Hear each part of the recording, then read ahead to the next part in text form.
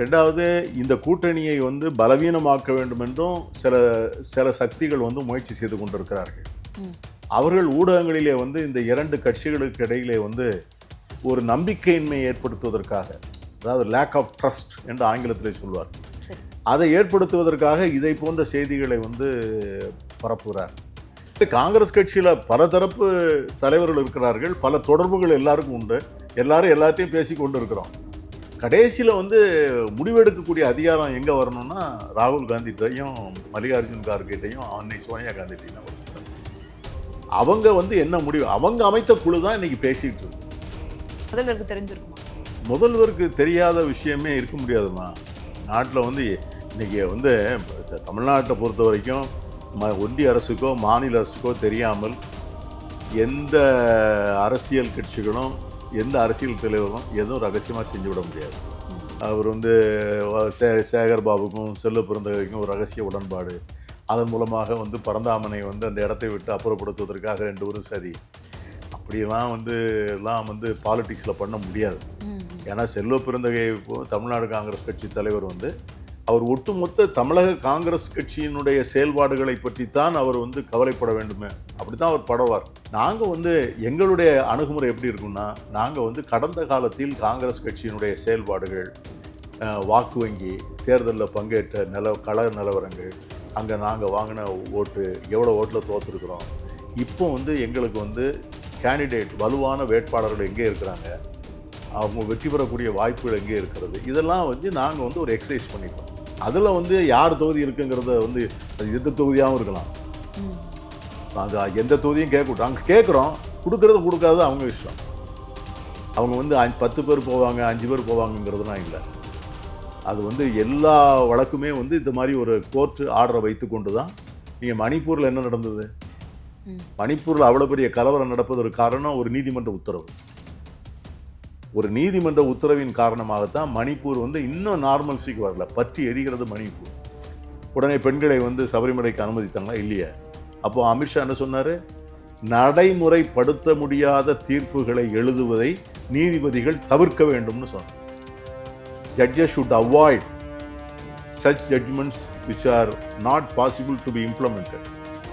பாஜக சொல்றது அப்படின்னு கேட்டீங்கன்னா, ஒரு ஹிந்து அப்படின்னு சொன்னா, நீ ஹிந்துங்கிறது அந்த மதத்தை வந்து அந்த தாற்பயங்களை பின்பற்றுகிறாய் இல்லை, அடுத்த மதத்தை எவ்வளவு அதிகமாக வெறுக்கிறாய், அந்த அடிப்படையில் தான் அவங்க ஒன்று நல்ல ஹிந்துன்னு சொல்றாங்க. காந்தியடிகளும் ஹிந்து தானே. காந்தியடிகள் வந்து அவரோட ஒரு பெரிய ஹிந்து இருக்க முடியாத, அப்புறம் ஏன் காந்தியடிகளை கொன்னீங்க? பிரதமர் வந்து எதை பற்றி கவலைப்பட வேண்டும்? பிரதமர் ராமர் கோயிலில் கொடியேற்றுறதை பற்றி நமக்கு ஆட்சேபணம் இல்லை. பிரதமர் வந்து ராமர் சிலையை போய் திறந்து வைக்கிறத பற்றி நமக்கு ஆட்சேபணம் இல்லை. ஆனால் வந்து ஒரு டாலர் வந்து 100 ரூபாய்க்கு பக்கத்தில் தொடப்போகுது. இதனுடைய விளைவுகள் எவ்வளோ பயங்கரமான பொருளாதார விளைவுகளை ஏற்படுத்தும்.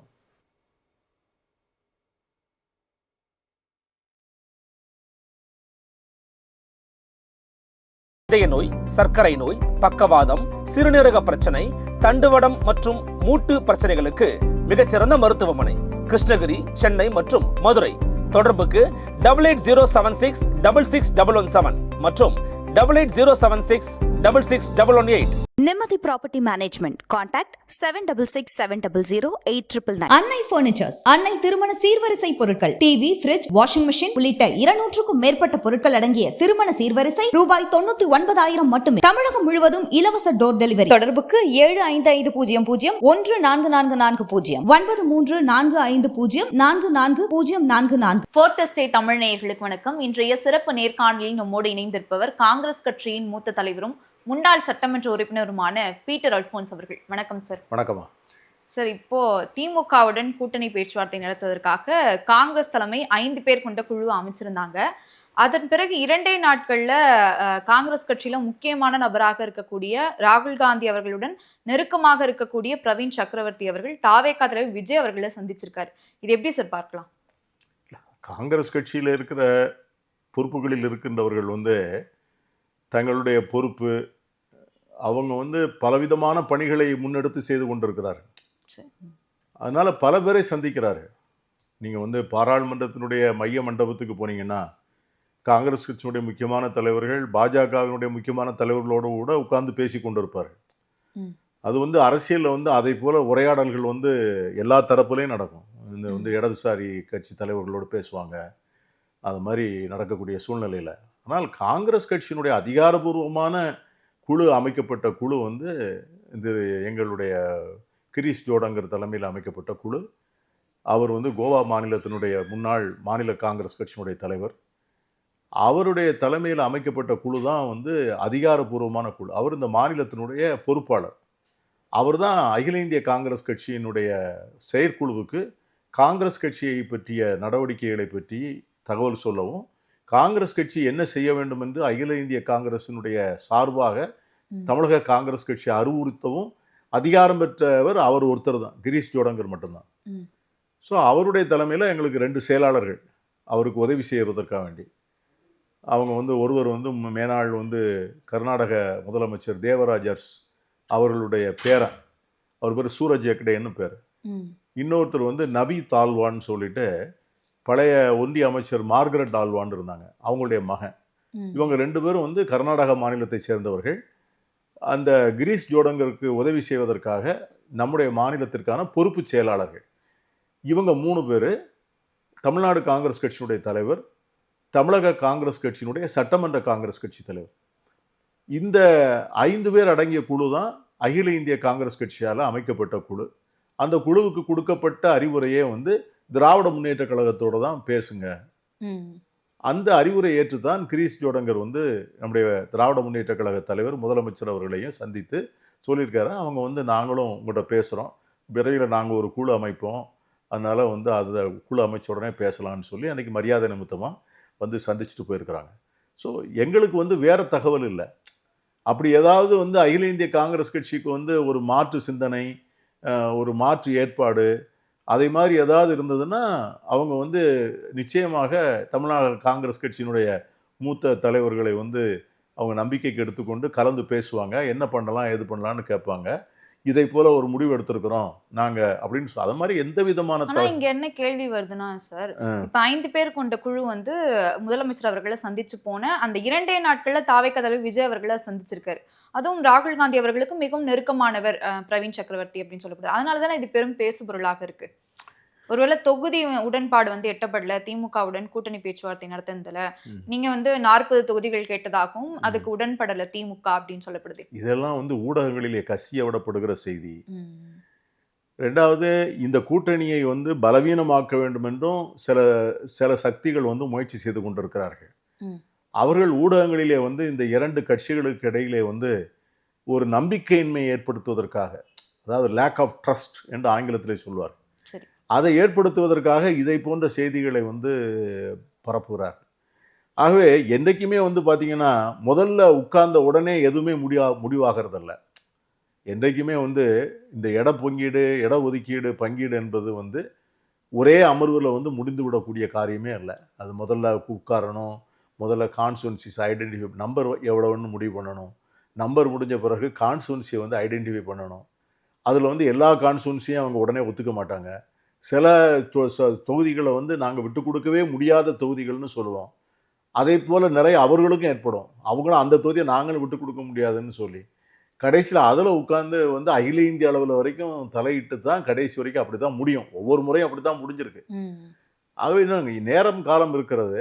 ஆகவே அதில் வந்து ஒரே நாளில் முடிந்து விடும் என்று எதிர்பார்க்கக்கூடிய அளவுக்கு நாங்களும் விவரம் தெரியாதவர்கள் அல்ல. அந்த மாதிரி பங்கீடு வந்து ஒரே நாளில் முடியும் அப்படின்னு எதிர்பார்க்கவே முடியாது. ஆகவே ஒரு நல்ல துவக்கம் துவங்கி இருக்கிறது. அது எப்படி போகுதுன்னு பார்ப்போம். ஆனா பிரவீன் சக்கரவர்த்தி அவர்கள் இந்த கரூர் விவகாரத்துல ஒரு பதிவு போட்டிருந்தாரு. அதாவது என்னன்னா, இப்போ மற்ற கட்சியெல்லாம் வந்து கூட்டம் கூட்டணும் அப்படின்னா காசு கொடுத்து இல்ல பல வேலைகள் வந்து செய்துதான் வந்து கூட்டத்தை கூட்ட வேண்டியதா இருக்கு. ஆனா விஜய் அவர்களுக்கு தானாகவே வந்து சேருது கூட்டம் அப்படின்னு இப்ப திமுகவுக்கும் காங்கிரஸ் கூட்டணிக்கு எதிராக தான் ஒரு பதிவு போட்டதா பார்க்கப்பட்டது. இப்ப அவர் வந்து சந்திச்சிருக்கிறது தானே பெருசா இருக்கு. இல்ல நான் என்ன சொல்றேன், யார் வேணுமானாலும் யாரை வேண்டுமானாலும் சந்திக்கலாம். கடைசியில் வந்து சொல்ல வேண்டியது யார்? மல்லிகார்ஜுன் கார்கேவும் ராகுல் காந்தியும் தான், அன்னை சோனியா காந்தியும் தான் இதை சொல்லணும். அவங்க 3 பேரும் சேர்ந்து எடுக்கிற முடிவு தான் இந்த கட்சிக்கு வந்து இறுதியான முடிவு. அதற்கு இடையில வந்து ஒவ்வொருத்தருக்கும் ஒரு கணக்கு இருக்கலாம். எனக்கு ஒரு ஆசை இருக்கலாம். ம், ம். நான் கூட வந்து ஒரு ஒரு ஒரு நான் ஒரு கான்செப்டை உருவாக்கி தமிழ்நாட்டில் வந்து 234 தொகுதியிலே நம்ம போட்டியிடலாம், போட்டியிட்டு நம்ம கட்சியை வளர்க்கலாம், அதுக்கான ஏற்பாடுகள் நம்ம செய்யலாம் அப்படின்னு கூட நான் போய் ராகுல் காந்தியை பார்த்து சொல்லிட்டு அது இதான் வாய்ப்புங்க, இதை செய்யணும் அப்படின்னு சொல்லலாம். என் நிலைப்பாடு, எனக்கு ஒரு ஆசை. ஆனால் முடிவு எடுக்க வேண்டியது யார்? அதே மாதிரி காங்கிரஸ் கட்சியில் பல தரப்பு தலைவர்கள் இருக்கிறார்கள், பல தொடர்புகள் எல்லாருக்கும் உண்டு, எல்லாரும் எல்லாத்தையும் பேசி கொண்டு இருக்கிறோம். கடைசியில் வந்து முடிவெடுக்கக்கூடிய அதிகாரம் எங்கே வரணும்னா ராகுல் காந்திகிட்டையும் மல்லிகார்ஜுன் கார்கேட்டையும் அன்னை சோனியா காந்திட்டையும் தான் வரும். அவங்க வந்து என்ன முடிவு, அவங்க அமைத்த குழு தான் இன்னைக்கு பேசிக்கிட்டு இருக்கு. ஸோ அதனால் மற்றதை பற்றி நம்ம வந்து வாதிக்க வேண்டிய அவசியம் இருப்பதாக எனக்கு தெரியல. ம். அப்படி வாதிக்க வேண்டிய அவசியம் வந்து வந்தால் அவங்களே எங்களை கூப்பிட்டு சொல்லுவாங்க.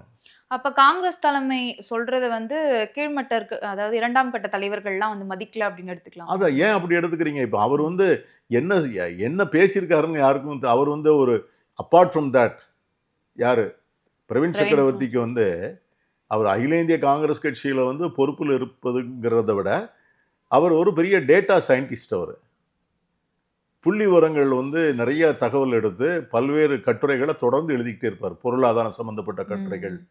நாட்டில் வந்து சமூக நலத்திட்டங்களுடைய செயல்பாடுகள் பற்றிய கட்டுரைகள், பல்வேறு அரசியல் கட்சிகள் வந்து வைத்திருக்கிற கோரிக்கைகள், அதனுடைய டெவலப்மெண்ட்ஸ், இதை பற்றி அவர் நிறையா ஒரு ஆராய்ச்சி துறை அது.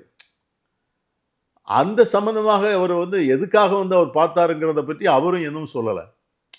ஆகவே இன்னைக்கு வந்து அந்த அந்த ஒரு அந்த தனிப்பட்ட சந்திப்பை வந்து அகில இந்திய காங்கிரஸ் கட்சியினுடைய அதிகாரப்பூர்வ நடவடிக்கைகளோடு தொடர்புபடுத்த வேண்டிய தேவையில்லைன்னு நான் நினைக்கிறேன் இப்போ ம். At the stage.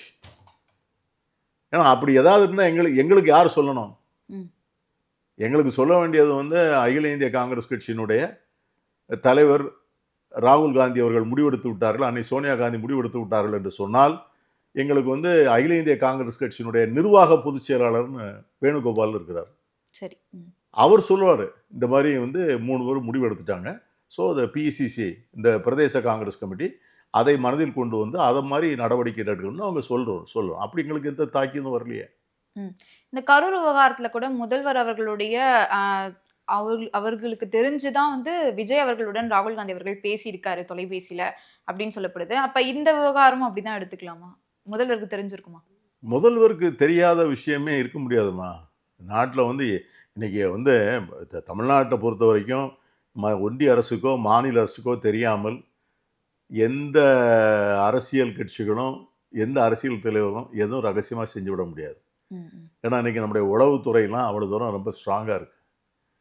ஒன்றிய அரசினுடைய உளவுத்துறை வந்து எல்லாருடைய தொலைபேசிகளிலையும் உள்ளே நுழைந்து அதை என்னன்னு கேட்கக்கூடிய அளவுக்கு அவங்க பெரிய தொழில்நுட்பத்தை வைத்து எல்லாரையும் 24 மணி நேரமும் கண்கொத்தி பாம்பு போல பார்த்து கொண்டே இருக்கிறார். அதனால் யாரும் வந்து ரகசியமாக எதுவும் வந்து பண்ணிட முடியாது. மாநில அரசினுடைய உளவுத்துறையும் அதை போல் யார் வந்து வர்றா, யார் போகிறா, யார் யாரை சந்திக்கிறா, அவை முதலமைச்சருக்கு தெரியாமல் இருப்பதற்கு வாய்ப்பில்லை. ரெண்டாவது பத்திரிகைகளிலே செய்தி வந்து விட்டது, அதனால் அவருக்கு தெரியும், அவர் சந்தித்தது தெரியும். அதனால் வந்து நீங்கள் வந்து அப்படி ஏதாவது இருந்தால் அவரே ஒரு சந்தேகத்தை சொல்லியிருப்பாரு. அவருக்கு அந்த சந்தேகம் வரலையே. அவருக்கு ஒரு பக்கம் வந்து செய்தி ஊடகம் மூலம் தெரிஞ்சிருந்தாலும் ராகுல் காந்தி அவர்கள் மூலமாக அந்த செய்தி போயிருக்குமா அப்படின்னு பேசப்படுது. எந்த செய்தி? பிரவீன் சக்கரவர்த்தி அவர்கள் சந்திச்சது. அதான் நான் என்ன சொல்கிறேன், அவர் எதுக்கு சந்திச்சாருங்கிறதே எனக்கு யாருக்கும் தெரியலையே. சரி. இப்போ எனக்கு ஒரு பெர்சனல் மேட்டர் இருக்குன்னு வச்சிங்களேன். இப்போ வந்து விஜய் கூட அவருக்கு வந்து ஒரு இந்த அரசியல் இல்லாத ஒரு செய்தி இருக்குது, அதுக்காக வேண்டி போகிறாருன்னா அது வந்து அதை யாரும் வந்து தடுக்க முடியாது. எனக்கு ஒரு தகவல் வேணும், நான் வந்து I am on a job, I need some information, I have to talk to him, is an emerging leader, அவரை பேட்டி காணணும், அவர்கிட்ட ஒரு இன்புட் வாங்கி நான் வந்து அதை எதுக்காவது பயன்படுத்தலாம் அப்படின்னு அவர் நினச்சி போனார்னா அதை யாரும் தடுக்க முடியாது. கூட்டணி சம்மந்தமாக பேச போனாரா அப்படிங்கிறதெல்லாம் வந்து அவர் சொல்லலையே. ஆகவே கூட்டணி சம்பந்தமாக இன்றைக்கு அகில இந்திய காங்கிரஸ் கட்சியுடைய நிலைப்பாடு என்பது திராவிட முன்னேற்ற கழகத்தோடு பேசுவதற்காக அமைக்கப்பட்ட குழு பேச்சுவார்த்தை துவங்கி இருக்கிறது. அடுத்த கட்ட பேச்சுவார்த்தை நடக்கும் என்று சொல்லியிருக்கிறது. இப்ப காங்கிரஸ் கட்சி திமுகவிடம் 40 தொகுதிகள் கேட்டிருக்கு. அந்த 40 அப்படி இல்ல, தொகுதிகள்ல அதெல்லாம் ஒன்றும் உறுதல் இல்லைம்மா, எல்லாம் அது பேப்பர். யூகத்துல சொல்றாங்க. அது இன்னொன்னு என்ன பேசப்படுது அப்படின்னா, அந்த 40 தொகுதிகள்ல சட்டமன்றத்துல அமைச்சர் சேகர் பாபு அவர்களுக்கும் சட்டமன்ற உறுப்பினர் வேல்முருகன் அவர்களுக்கும் தொடர்ச்சியா மோதல் போக்கு ஏற்படுது. அவருடைய தொகுதியான பண்ருட்டியும் சென்னையில இருக்கக்கூடிய எம்எல்ஏவான பரந்தாமன் அவர்களுடைய தொகுதியான எழும்பூர் தொகுதியும் வந்து இதுல வந்து அடக்கமா சொல்லப்படுது. சேகர் பாபு அவர்களுக்கும் செல்வபிறந்தைகளுக்கும் ஒரு சுமூகமான பேச்சுவார்த்தை இருக்கு. அதனாலதான் இந்த 2 தொகுதியை வந்து காங்கிரஸ் வந்து கேட்கிறாங்க அப்படின்னு பேசப்படுது. இதெல்லாம் வந்து நம்ம ஊர்ல ஒரு பெரிய பழமொழி சொல்லுவான், பேனை பெருமாளாக்குற வேலைன்னு சொல்லிட்டு. இந்த அரசியல்ல வந்து இந்த உண்மை வந்து காலையில் எழுந்து சோம்பல் முறித்து வெளியே வருவதற்குள்ள பொய் வந்து சீவி சிங்காரித்து ஊரை 4 முறை வலம் வந்து விடுமா. இந்த வதந்திகள் இருக்கு பார்த்தீங்களா, இந்த வதந்திகளுக்கு வந்து அப்படி வேகமாக ஒரு கிருமி மாதிரி பரவும். அதை போன்ற வதந்திகள் வந்து வந்து கொண்டே இருக்கும். அவர் வந்து சேகர் பாபுக்கும் செல்வபிறந்தகைக்கும் ஒரு ரகசிய உடன்பாடு, அதன் மூலமாக வந்து பரந்தாமனை வந்து அந்த இடத்தை விட்டு அப்புறப்படுத்துவதற்காக 2 பேரும் சரி, அப்படியெல்லாம் வந்து எல்லாம் வந்து பாலிடிக்ஸில் பண்ண முடியாது. ஏன்னா செல்வபிறந்தகை தமிழ்நாடு காங்கிரஸ் கட்சி தலைவர் வந்து அவர் ஒட்டுமொத்த தமிழக காங்கிரஸ் கட்சியினுடைய செயல்பாடுகளை பற்றித்தான் அவர் வந்து கவலைப்பட வேண்டுமே, அப்படித்தான் அவர் படுவார். ஏன்னா அவர் வந்து அந்த மாதிரி வந்து ஒரு சின்ன சின்ன ஒவ்வொரு மந்திரியுடையும் ஒரு அக்ரிமெண்ட் வச்சாருன்னு வச்சுங்க, that will be detrimental to the collective interest of the party. அதே மாதிரி வந்து செல்வபிறந்தகை வந்து செல்வபிறந்தகையோட வந்து Sekar Babu as a minister of the cabinet அவர் வந்து இந்த தலைவரோட ஒரு தன்னுடைய கட்சிக்கு எதிராக இப்படி பண்ணாருன்னு வச்சுங்க, அதை வந்து முதலமைச்சர் வந்து அனுமதிக்க மாட்டார். சேகர் பாபு அதை செய்ய முடியாது, செய்ய மாட்டார். ஆனால் பேப்பர்காரங்க வந்து இதை வந்து பிளான் பண்ணி அதை வந்து ஒரு நம்பிக்கையின்மையை உருவாக்கி ஒரு குழப்பத்தை உண்டாக்குறதுக்கான வேலை. நாங்கள் வந்து எங்களுடைய அணுகுமுறை எப்படி இருக்குன்னா, நாங்கள் வந்து கடந்த காலத்தில் காங்கிரஸ் கட்சியினுடைய செயல்பாடுகள், வாக்கு வங்கி, தேர்தலில் பங்கேற்ற கள நிலவரங்கள், அங்கே நாங்கள் வாங்கின ஓட்டு, எவ்வளோ ஓட்டில் தோற்றுருக்குறோம், இப்போ வந்து எங்களுக்கு வந்து கேண்டிடேட் வலுவான வேட்பாளர்கள் எங்கே இருக்கிறாங்க, அவங்க வெற்றி பெறக்கூடிய வாய்ப்புகள் எங்கே இருக்கிறது, இதெல்லாம் வந்து நாங்கள் வந்து ஒரு எக்ஸசைஸ் பண்ணியிருக்கோம். எங்களுக்கு நிறையா இன்புட்ஸ் வந்திருக்கு. நாங்கள் எங்கள் கட்சிக்காரங்கிட்ட கேட்டிருக்கோம், வெளியே இருந்து தரவுகள் வாங்கியிருக்கிறோம். ஏற்கனவே இருந்த தரவுகளை வந்து விஞ்ஞானபூர்வமாக வந்து அதை வந்து பகுப்பாய்வு செய்து அனலைசிஸ் பண்ணி நாங்கள் வந்து ஒரு 125 தொகுதிகளை வந்து இதான் கோர், கார்ட் கோர் அப்படின்னு ஐடென்டிஃபை பண்ணியிருக்கோம். அந்த 125ல் வந்து இன்னும் அடுத்த கட்டமாக பண்ணி அதில் வந்து ரொம்ப கோர் கான்ஸ்டுவன்சின்னு சொல்லி அந்த மாதிரி தான் வந்திருக்கோம். அதில் வந்து யார் தொகுதி இருக்குங்கிறத வந்து அது எந்த தொகுதியாகவும் இருக்கலாம், அது எந்த தொகுதியும் கேட்கட்டும், அங்கே கேட்குறோம், கொடுக்காதது அவங்க இஷ்டம். இப்போ வந்து அது எல்லா தொகுதியும் வந்து நம்ம வந்து வெற்றி பெறக்கூடிய தொகுதிகள் வந்து நிச்சயமாக திமுகவும் அந்த தொகுதியில் வெற்றி பெறக்கூடும், காங்கிரஸும் வெற்றி பெறக்கூடும். அந்த தொகுதியை வந்து 2 பேருமே விரும்புவது வந்து ஏற்கதான். அதில் ஒரு அமைச்சர் இருக்கலாம், அல்லது இப்போ சிட்டிங் எம்பி இருக்கலாம், சிட்டிங் எம்எல்ஏ இருக்கலாம். எல்லாமே எதிர்கட்சி இருக்கிற சீட்டாகளாக பார்த்து நாங்கள் கேட்க முடியாது. இன்றைக்கி அதிமுக மற்ற எதிர்கட்சிகள் இருக்கிற இடத்த மட்டும்தான் நாங்கள் போய் கூட்டணியில் போய் கேட்க முடியும் அப்படின்னு சொன்னால், அது வந்து அந்த கூட்டணி வந்து எங்களுக்கு கிடைக்கிற சீட்டுகள் நல்ல சீட்டுகளாக இருக்காது. ஆகவே அதெல்லாம் புரிந்து எல்லாரும் ஏற்றுக்கொள்ளப்பட்டது தான். அப்படி வரும்போது ஒரு 4 சீட்டு நாங்கள் கேட்குற சீட்டு வரும், 2 சீட்டு நாங்கள் கேட்காத சீட்டும் வரும். இந்த இடையில வந்து இந்த சமூக பிரதிநிதித்துவங்களும் பார்க்கணும். கட்சியில் வந்து ஒரு 50 சீட்டு வாங்குகிறோம், 60 சீட்டு வாங்குகிறோம், 40 சீட்டு வாங்குகிறோம் அப்படின்னா, அந்த சீட்டில் வந்து தலித் மக்களுக்கு வந்து பட்டியலின மக்களுக்கு எவ்வளோ சீட்டு, பழங்குடி மக்களுக்கு எவ்வளோ சீட்டு, மிகவும் பிற்படுத்தப்பட்டவர்களுக்கு மத சிறுபான்மையினருக்கு, ஏன்னா இதை மாதிரிலாம் பார்க்கணும். அதே சமயத்தில் நல்ல காங்கிரஸ்காரங்களாகவும் இருக்கணும். இப்போ வந்து பெண்களுக்கு நிறைய இடம் வேணும்னு கேட்குறாங்க. பெண்கள் வெற்றி பெறக்கூடிய தொகுதி எங்கிட்ட இருக்கணும் பெண்கள், அதுக்கு அந்த தொகுதி இருந்தால் அதில் பெண்கள், சரியான பெண்கள் இருக்கணும். ஸோ இதெல்லாம் வைத்து தான் நாங்கள் வந்து தேர்தலில் வந்து தமிழ்நாடு காங்கிரஸ் தலைவர் அணுகுவாரே ஒழிய ஒரு ஆள் சீட்டை எடுத்துடணும் அந்த மாதிரி அணுக முடியாது. அது அப்படி வாய்ப்பே இல்லை. சரி, தமிழ்நாட்டில் இன்னொரு பக்கம் பரபரப்பாக போயிட்டு இருக்கிறது இந்த திருப்பரங்குன்றம் விவகாரம் தான். இந்த திருப்பரங்குன்றம் விவகாரத்தில் வந்து திமுக எங்களுக்கு வந்து சிறுபான்மையினர் ஓட்டை வந்து காங்கிரஸ் இல்லாமல் பெற்றுடுவோம் அப்படின்றது தான், இது உணர்த்துறதுக்காக தான் இவ்வளோ பெரிய புதாகரமாக திமுக எடுத்துட்டு போகுது இந்த விவகாரத்தைன்னு சொல்றாங்களே. இல்லை, அது வந்து நான் வந்து மாறுபடுறேமா. திருப்பரங்குன்றம் சம்பவத்தை பொறுத்தவரை நம்முடைய முதலமைச்சர் அவர்கள் எடுத்த நடவடிக்கை வந்து மிகவும் பாராட்டக்கூடிய நடவடிக்கை. சரியான நேரத்தில் சரியான முடிவெடுக்கப்பட்டு சரியாக எடுக்கப்பட்ட நடவடிக்கை, அவர் எடுக்கப்பட்ட நடவடிக்கை. அதை வந்து ஒரு ஒரு தேர்தலுக்காக என்று கொச்சைப்படுத்த நான் விரும்பலை. நம்முடைய முதலமைச்சர் வந்து தேர்தல் நினைத்திருந்தாருன்னா, என்றைக்குமே பார்த்தீங்கன்னா ஜனநாயகம் வந்து பெரும்பான்மை மக்களுடைய அந்த அடிப்படையில் தான் அது வேலை செய்யுது, மெஜாரிட்டி.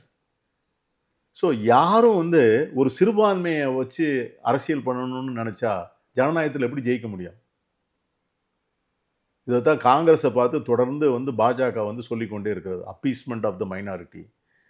அவங்க முஸ்லீம், அதாவது இன்னும் பிரதமர் வந்து பகிரங்கமாகவே பேசுகிறார், வார்த்தைக்கு வார்த்தை பேசுகிறார். இன்னைக்கு கூட நாடாளுமன்றத்தில் வந்து வந்தே மாதரம் பாடலை பற்றிய விவாதம் நடக்கப் போகிறது. அந்த விவாதத்தை வந்து பிரதமர் துவங்கி வைப்பதே அங்கே வந்து காங்கிரஸை வந்து இஸ்லாமியர்களுக்கு ஆதரவான கட்சி, அது இந்துக்களுக்கு எதிரான கட்சி அப்படின்னு குற்றம் சாட்டுவதற்காகத்தான் இந்த விவாதமே பிரதமர் நடத்துகிறார். இதை போன்ற வந்து இது வந்து அவர் சொல்லலாம், ஏன்னா அவருக்கு வந்து அடுத்த தேர்தலை பற்றி தான் கவலை ஒழிய அடுத்த தலைமுறையை பற்றிய கவலை நம்முடைய பிரதமருக்கு கிடையாது. இந்தியா வந்து அடுத்த தலைமுறைக்கு என்ன செய்யும் இன்னும் அவர் அதை பற்றி கவலைப்படுவதே இல்லை. அடுத்த தேர்தலில் நெக்ஸ்ட் எலெக்ஷன் அதை தான் அவருக்கு கண்ணை ஒழிய இந்த நாட்டுக்கு எது தேவை, என்ன நடக்கணும், எந்த மாதிரி கட்டுமானங்களை உண்டாக்கணும்னு இல்லை. அதில் வந்து நம்முடைய முதலமைச்சர் வந்து வாக்கு வங்கி, எனக்கு ஒரு சரியான வாக்குகள் வேணும் அப்படின்னு நினைச்சாருன்னா அவர் எதுக்காக வேண்டி சிறுபான்மை பக்கம் நிற்கணும்? அவர் வந்து அப்போ பெரும்பான்மை பக்கம் நின்றுருந்தா நிறைய ஓட்டு கிடைக்குமா அவருக்கு? இன்னைக்கு வந்து முஸ்லீம்ஸ் வந்து 10% தானே, மீதி 90% நான் முஸ்லீம்ஸ் தானே. அப்போ அவர் வந்து முஸ்லீம்ஸை எதுக்காக வேண்டி இப்போ சப்போர்ட் பண்ணுறாரு அந்த முஸ்லீம் வாக்குகளுக்குன்னா, அப்போ 90% வாக்குகள் வேண்டான்னு அவர் சொல்வாரா? வெற்றி பெறணும்ல எலெக்ஷனில். ஆகவே எடுத்த நடவடிக்கையை வந்து நடவடிக்கையினுடைய கோணத்தில் பார்க்க நான் என்ன கேட்குறேன், அறுபடை வீடு, குமரன் வீடு, குமரன் குடியிருக்கின்ற இடமெல்லாம் குன்றுதோறும் குமரன் குடியிருக்கின்ற இடமெல்லாம் தீவு எல்லாத்தையும் இருக்குது. வேற எந்த அறுபடை வீட்டில் போய் இவங்க தீபம் ஏற்ற போனாங்க? இவங்க வேற ஏதாவது ஒரு வேற கோயில், எல்லா கோயிலையும் தான் தீபம் ஏற்றுறாங்க. திருவண்ணாமலையில் வந்து கார்த்திகை தீபம் ஏறிச்சு, ஏறக்குறைய 10-15 லட்சம் மக்கள் வந்தார்கள், கொண்டார்கள், தீபம் ஏற்றினார்கள், இது அங்கே இருக்கிற தெய்வத்தை தரிசித்தார்கள், வந்து கிரிவலம் வந்தாங்க, எல்லாம் போனாங்க. இன்னும் ஒரு பிரச்சனை கிடையாது.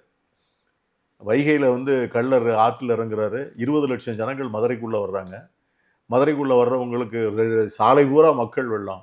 எல்லா தேவாலயங்களும் திறந்திருக்கின்றன, எல்லா பள்ளிவாசலும் திறந்திருக்கின்றன.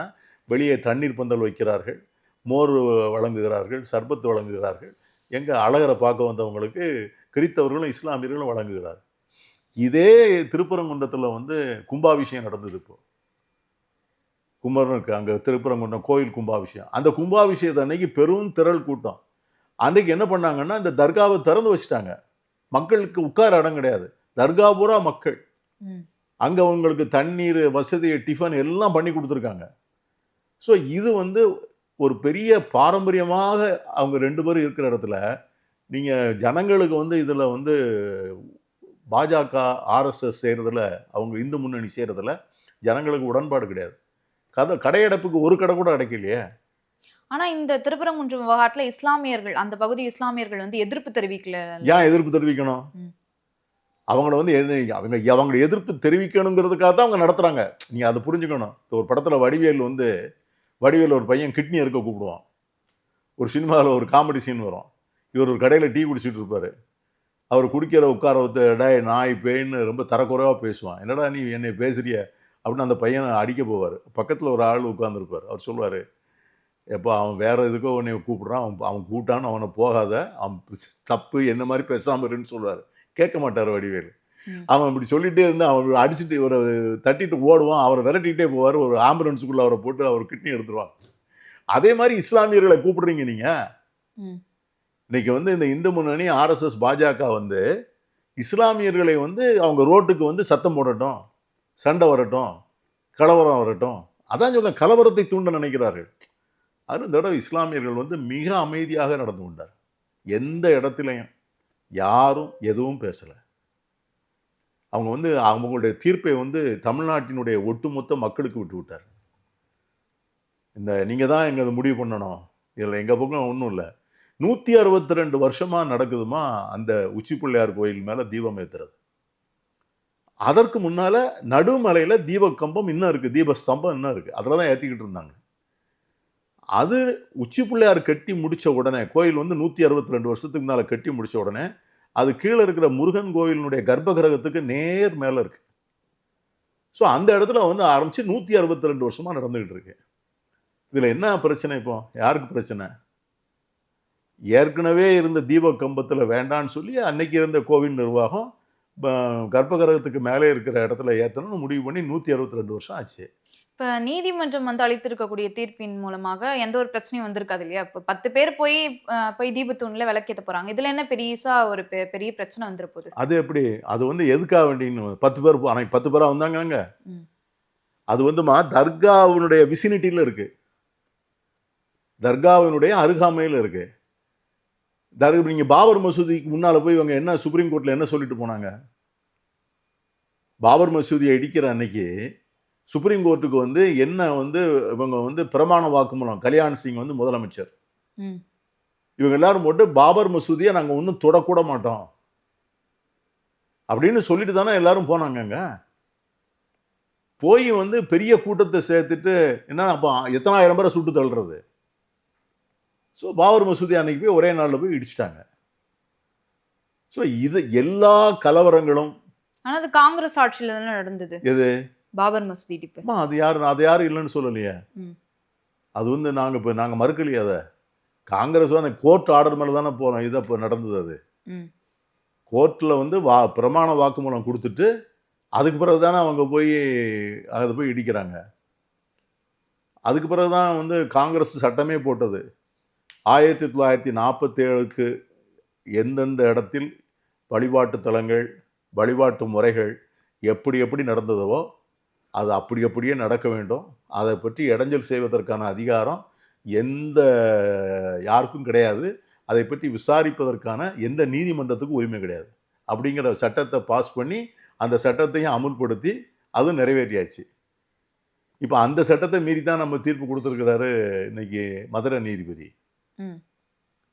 ஏற்கனவே வந்து ஒரு டிவிஷன் பெஞ்ச் அவங்கள்ட்ட இதே விஷயங்கள் எல்லாம் சொல்லப்பட்டு அவங்க வந்து அதை ரொம்ப தீர்க்கமாக விசாரித்து இதை வந்து இந்த 162 ஆண்டு காலம் நடந்து வருகின்ற இந்த பண்பாட்டு தொடரை தற்போது வந்து அதை வந்து நடுவில் அறுக்கிறதுக்கு அவசியமே இல்லை. 2 பக்கமும் அமைதியாக ஒற்றுமையாக போயிட்டு இருக்கு. அதனால் அது தேவையில்லைன்னு முடித்த கேஸ் அது. ஆகவே நீதிபதியினுடைய அந்த ஜட்ஜ்மெண்ட்டுக்கே வந்து உள்நோக்கம் கற்பிக்கக்கூடாதுங்கிறதுன்னு சொல்லுவாங்க. ஆனால் அது எவ்வளோ பெரிய ஒரு ஆபத்தை விளைவிக்க இருந்ததை நம்முடைய முதலமைச்சர் வந்து ரொம்ப சாதுரியமான நடவடிக்கையால் நிறுத்தி வச்சுட்டார். இல்லைன்னா பெரிய அசம்பாவிதம் நடந்திருக்கும். அவங்க வந்து 10 பேர் போவாங்க, 5 பேர் போவாங்கங்கிறதுலாம் இல்லை. அது வந்து எல்லா வழக்குமே வந்து இந்த மாதிரி ஒரு கோர்ட் ஆர்டரை வைத்து கொண்டு தான். நீங்கள் மணிப்பூரில் என்ன நடந்தது? மணிப்பூரில் அவ்வளோ பெரிய கலவரம் நடப்பதற்கு காரணம் ஒரு நீதிமன்ற உத்தரவு. ஒரு நீதிமன்ற உத்தரவின் காரணமாகத்தான் மணிப்பூர் வந்து இன்னும் நார்மல்சிக்கு வரல. பற்றி எரிகிறது மணிப்பூர். உங்களுக்கெல்லாம் தெரியும், பெண்களை நிர்வாணப்படுத்தி தெருவுக்குள்ளே அவ்வளோ பெரிய கொடுமை. இது காரணம் வந்து ஒரு தீர்ப்பு. அது வந்து இப்போ அமித்ஷா வந்து சொல்கிறார்ல, சபரிமலைக்கு வந்து பெண்களை வந்து அனுமதிக்க சொல்லி உச்சநீதிமன்றத்தில் தீர்ப்பு வந்ததில்ல. அந்த தீர்ப்பை வந்து அவர் அமித்ஷா என்ன சொன்னார்? தீர்ப்புன்னு வழங்கி ஏற்றுக்கிட்டாங்களா பாஜக, ஒன்றிய அரசு? உடனே பெண்களை வந்து சபரிமலைக்கு அனுமதித்தாங்களா? இல்லையே. அப்போ அமித்ஷா என்ன சொன்னார்? நடைமுறைப்படுத்த முடியாத தீர்ப்புகளை எழுதுவதை நீதிபதிகள் தவிர்க்க வேண்டும்னு சொன்னார். Judges should avoid such judgments which are not possible to be implemented. அப்போது அவங்களுக்கு ஒரு தீர்ப்பு வந்து அப்படி சொல்லலாம். இப்போ இந்த தீர்ப்பை பற்றி வந்து இது வந்து ஒரு நியாயமற்ற தீர்ப்புன்னு சொல்லக்கூடாதா? இதை வந்து பண்ணால் கலவரம் வரும்னு சொல்லலாம் இல்லையா? ஆகவே திருப்பரங்குன்றம் கலவரம் வந்து திருப்பரங்குன்றத்தில் தீபமேற்ற முற்படுவது ஆன்மீகம் அல்ல, இந்து மதத்தின்பால் உள்ள ஈர்ப்பல்ல. அது முழுக்க வரக்கூடிய சட்டமன்ற தேர்தலை மனதிலே வைத்து பாஜக அரங்கேற்ற துவங்க ஒரு கபட நாடகம். அது வந்து தமிழ்நாட்டு மக்களால் முறியடிக்கப்பட்டு விட்டது. முதலமைச்சருடைய வழிகாட்டுதல் இதுதான். பாஜக 2016 பதவியேற்ற பிறகு கிட்டத்தட்ட என்ன சொல்லியிருந்தாங்க அப்படின்னா, காங்கிரஸ் இல்லாத இந்தியா வந்து உருவாக்கும் அப்படின்னு சொல்லியிருந்தாங்க. அந்த இலக்கு நோக்கி தான் பாஜக நகர்ந்து கொண்டே இருக்கும். இன்னொரு பக்கம் காங்கிரஸ் வந்து இந்தியாவுல வந்து கரைந்து கொண்டு இருக்குதுன்னு பார்க்கலாமா? ஏன்னா கிட்டத்தட்ட அ பாஜக வந்து நேரடியா கூட்டணி மூலமாகவும், இல்ல வந்து தாங்களே ஆட்சி செய்யக்கூடிய அ கா இது திரிபுரா, நாகாலாந்து, சிக்கிம், புதுச்சேரி இந்த இடங்கள்லலாம் காங்கிரஸ் வந்து வெளியேறிடுச்சு. பாஜக தான் வந்து ஆட்சி அமைக்குது. இது எப்படி பார்க்கலாம்? இல்லைம்மா, அதாவது இன்னைக்கு வந்து அதான் ராகுல் காந்தி ரொம்ப அழகாக சொன்னார். இன்னைக்கு வந்து எங்களுடைய நோக்கம் வந்து பாஜகவை வந்து தேர்தலில் தோற்கடிக்க வேண்டும் என்பது மட்டுமல்ல, ஆர்எஸ்எஸ் இயக்கத்தினுடைய கருத்தியலை தோற்கடிக்க வேண்டும், ஐடியாலஜியை தோற்கடிக்க வேண்டும். இன்னைக்கு வந்து காஷ்மீர்லேருந்து கன்னியாகுமரி வரை ஒரு வெறுப்பு அரசியலை வந்து அவங்க வந்து கையில் எடுத்து இந்த சிறுபான்மை மக்களுடைய மத நம்பிக்கையை வந்து தங்களுக்கு சாதகமாக பயன்படுத்தி அதை வந்து வெறுப்பு அரசியலாக மாற்றியிருக்கிறார். இப்போ நான் வந்து ஒரு நல்ல கிறிஸ்டியன் அப்படின்னு வச்சுங்க, என்னை எந்த அளவுகோலை வந்து நீங்கள் வச்சு என்னை எடை போடணும்? நான் வந்து கிறிஸ்டியானிட்டி அவங்க சொல்கிற வேல்யூஸ், கிரைஸ்ட் சொல்கிற வேல்யூஸை நான் வாழ்க்கையில் வந்து பின்பற்றுறேன்னா, கிறிஸ்டியானிட்டியினுடைய ரிலிஜன் சொல்கிற அந்த சடங்குகள், அந்த தாற்பயங்கள், அந்த வழிமுறைகளை வந்து ஒழுங்காக பின்பற்றுகிறேன்னா, இதை வைத்து தான் வந்து என்னை வந்து ஒரு நல்ல கிறித்தவன் என்று சொல்லணும். அதே மாதிரி ஒரு இஸ்லாமியன் அவன் வந்து அந்த மார்க்கத்தை ஒழுங்காக பின்பற்றுகிறானா, ப்ராஃபட் முகமது சொன்ன அந்த வழிமுறைகளின்படி ஏக இறைவன் அப்படிங்கிற கொள்கையை ஏற்று அந்த இஸ்லாம் கொடுக்குற அந்த 5 அடிப்படையான கடமைகளை நிறைவேற்றுகிறானா அப்படின்னு பார்க்கணும். அதே மாதிரி ஒரு இந்து அப்படின்னு சொன்னால் அவன் வந்து ஒரு வந்து வாசுதேவ குடும்பகம், உலகமே வந்து ஒரு குடும்பம், வந்து அன்பே சிவம், இதை போன்ற தத்துவங்கள் தான் அந்த மதத்தில் இருக்குது. அதை பின்பற்றுகிறான சைவம், வைணவம், திருப்பதிக்கு போகிறாங்க, சபரிமலைக்கு போகிறாங்க. இதையெல்லாம் வைத்து தான் ஒரு நல்ல ஹிந்து அப்படின்னு சொல்கிறாங்க.